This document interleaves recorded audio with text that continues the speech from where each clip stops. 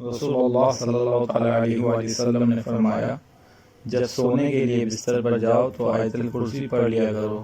इसकी वजह से अल्लाह तुम पर एक निगहबान फरिश्ता मुकर्रर कर देगा और शैतान सुबह तक तुम्हारे करीब ना आ सकेगा। सही बुखारी। أعوذ بالله من الشيطان الرجيم.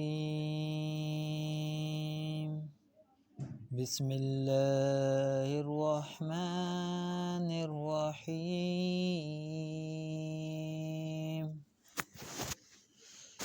الله لا إله إلا هو الحي القيوم لا تأخذه سنة ولا نوم له ما في السماوات وما في الأرض ما ذا الذي يشفع عنده إلا بإذنه يعلم ما بين أيديهم وما خلفهم ولا يحيطون بشيء من علمه إلا بما شاء وسع كرسيه السماوات والأرض ولا يؤود حفظهما وهو العلي العظيم.